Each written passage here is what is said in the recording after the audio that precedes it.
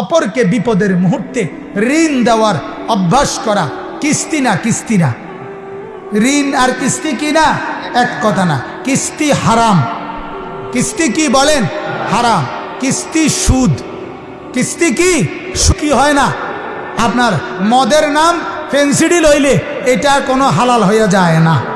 নাম বদলাইলে কি হয় না, হালাল হয় না। অতএব কিস্তি না, কোন রকমের স্বার্থ ছাড়া ঋণ, স্বার্থ ছাড়া ঋণ। হ্যাঁ, শেষ হাদিসের মধ্যে একটা জিনিস আছে, আল্লাহ নবী সাল্লাল্লাহু আলাইহি সাল্লামের বক্তব্য থেকে তাফসীরে লিখছে, যদি কোনো ব্যক্তি কাউকে ঋণ দেয় তাহলে ওই ঋণ গ্রহীতা, যিনি ঋণ নিলেন, কোনো আগের আলোচনা পর্যালোচনা নাই, কথাবার্তাও নাই, ইশারা ইঙ্গিত নাই, কিন্তু সে বিনিময়ে যদি এমনিতে স্বেচ্ছায় খুশি মনে তাকে যদি উপরন্তু আরও কোনো কিছু হাদিয়া দেয় তাইলে সেটা জায়েজ আছে।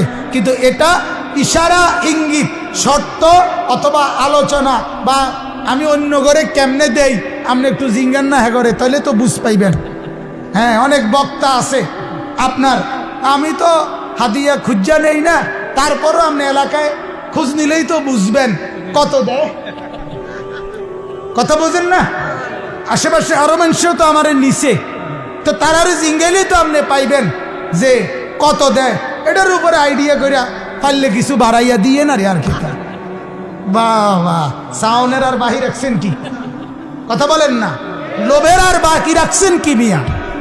আল্লাহ তাআলা আমাদেরকে হেদায়েত দান করেন। আল্লাহ তাআলা আমাদেরকে মানুষের বিপদে, মানুষের পাশে, মানুষের সহযোগিতা করার তৌফিক দান করেন। আল্লাহর নবী বলছেন, আল্লাহু ফি আউনিল আবদ মা কানাল আবদু ফি আউনি আখিহি।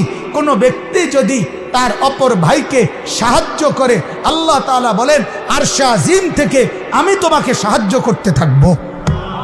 তাফসীরের মধ্যে লিখছে, রাসূলুল্লাহ সাল্লাল্লাহু আলাইহি ওয়াসাল্লামের জামানায় এই আয়াত যখন নাজিল হইছে, তখন মদিনার মধ্যে তিনটা আচরণ করছে। কিছু মানুষ কাফের বেঈমান, তারা বলছে মুহাম্মদের খোদা গরিব হয়ে গেছে, এই জন্য ঋণ খুঁজতে আছে। নাউযুবিল্লাহ। আল্লাহ তাআলা এটার জবাব দিছে, লাকাদ সামিআ আল্লাহু কাওলাল্লাযীনা ক্বালু ইন্নাল্লাহা ফাকির ওয়া নাহনু আগনিয়া। এ কথা বলে আল্লাহ এটার জবাব দিছেন। কিছু মানুষ এটা বলার পরেও আল্লাহ বলেন আমি শত কোটি গুণ ফেরত দেব, তারপরেও কৃপণতার কারণে, বখিলির কারণে দান করে নাই, মানুষকে ঋণ দেয় নাই। এরকম কিছু লোক আচরণ করছে। আর কিছু সাহাবী, যারা অধিকাংশ, যারা পাক্কা ইমানদার সাহাবী, তারা প্রত্যেকেই আল্লাহর এই কথার আলোকে আল্লাহর রাস্তায় মানুষের জন্য স্বাচ্ছন্দ্যে দান করতে শুরু করছে। এর মধ্যে উল্লেখযোগ্য একজন সাহাবী আবু দাহদাহ রাদিয়াল্লাহু তাআলা আনহু, এই সাহাবী নবীজির কাছে এসে বললেন, ইয়া রাসূলুল্লাহ, সত্যি সত্যি আল্লাহ তাআলা বহু গুণে ফেরত দিবেন তো? আল্লাহ তাআলা বলেন অবশ্যই দিবেন। তখন এই সাহাবী আবু দাহদাহ রাদিয়াল্লাহু তাআলা আনহু বললেন, হে আল্লাহর নবী, আপনার হাত বাড়ান। নবীজি হাত বাড়াইছেন।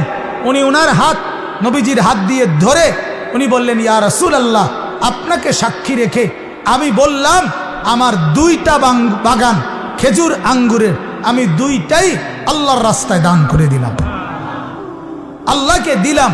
কারণ আল্লাহ নবী সাল্লাল্লাহু আলাইহি সাল্লাম খুশিতে বাগবাগ হয়ে আল্লাহ নবী বললেন, দাহদা, আমি কসম করছি স্বর্ণ মণি মুক্তা খচিত, ইয়াকুত জবরজত খচিত, স্বর্ণ রৌপ্যের খচিত জান্নাতের সুবিশাল উদ্যান বাগান আল্লাহ তাআলা তোমাকে ফেরত দিবেন। এজন্য বাপ, এই দুই কথা বলা হইল, এক, সমস্ত নেক আমল আল্লাহকে করজ দেওয়া, আর বিনিময়ে আল্লাহ বহু গুণে নেকি ফেরত দিবেন।